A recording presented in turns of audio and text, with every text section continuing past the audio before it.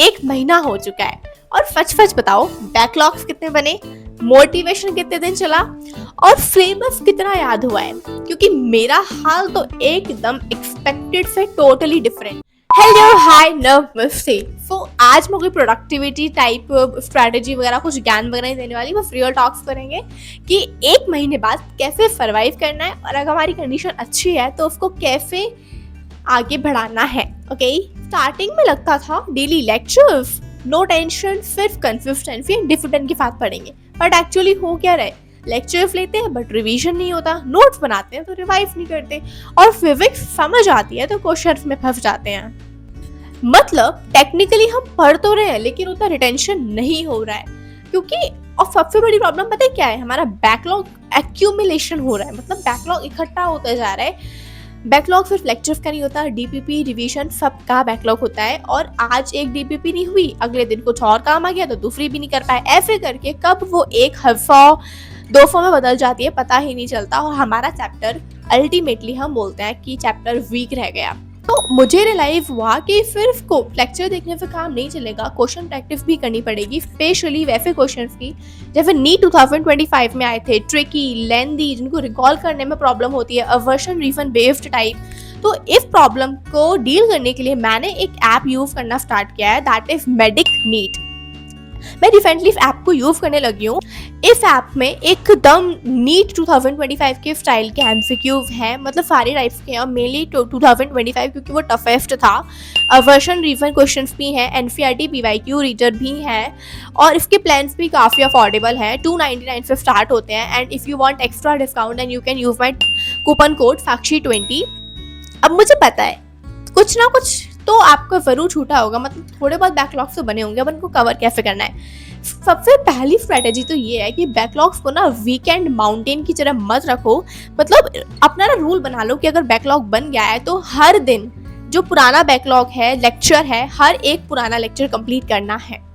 दूसरी strategy, back to back lectures मत देखो। फॉर एग्जांपल 4 लेक्चर बैकलॉग बन गए जूलॉजी के तो बनते ही नहीं, आप लोग इतने इंटरेस्ट के साथ पढ़ते हो।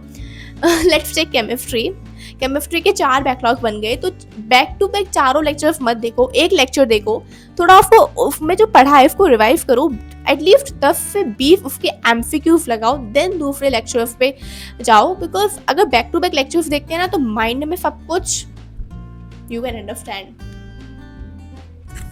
तीसरी चीज, हर चैप्टर स्टार्ट तो बहुत अच्छे नोट से होता है, बट जाते जाते जैसे हम आगे बढ़ते हैं ना चैप्टर में, वो बोरिंग लगने लगता है, टफ लगने लगता है, but we have to survive there. बार बार रिवीजन करो, जो बेसिक कॉन्सेप्ट है उनका रिवीजन करो, जो टफ लग रहा है उनको भी बार बार नोट्स पे पढ़ो, because survival mode is very very important to maintain consistency.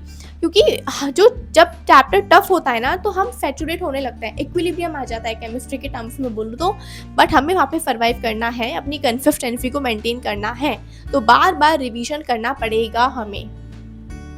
अच्छा, अब मैं पर्टिकुलरली बात करूँ, अगर केमिस्ट्री में बैकलॉग्स बन गए हैं तो आराम से क्लियर करो, या फिर आई विल सजेस्ट कि पहले रिडॉक्स कंप्लीट कर लो, क्योंकि इलेक्ट्रोकेमिस्ट्री 3-4 दिनों में शुरू होने वाली है, वहाँ पे रिडॉक्स की बहुत ज़्यादा ज़रूरत है।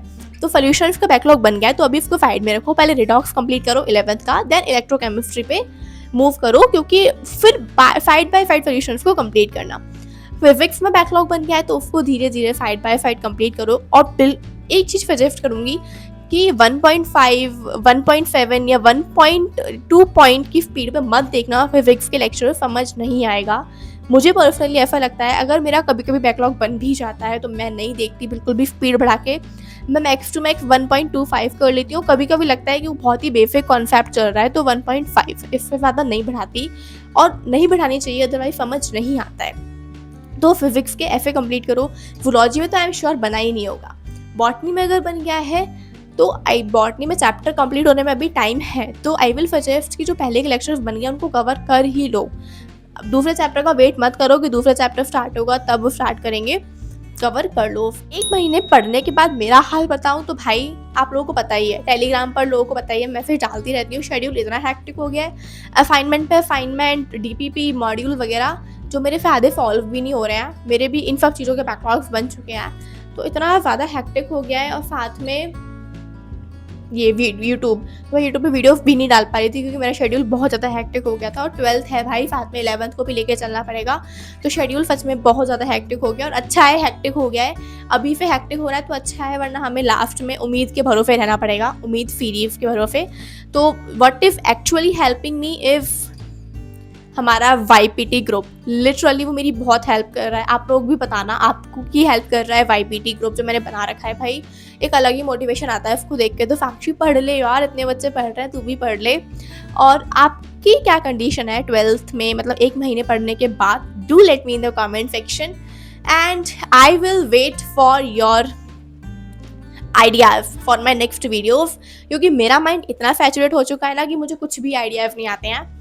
सो you have to tell me ideas and बताना है कि 12th में क्या हाल है आपका, ओके। और तीसरी चीज़, YPT ग्रुप हेल्प कर रहा है या नहीं, तीनों चीज़ जल्दी से कमेंट करके बताओ।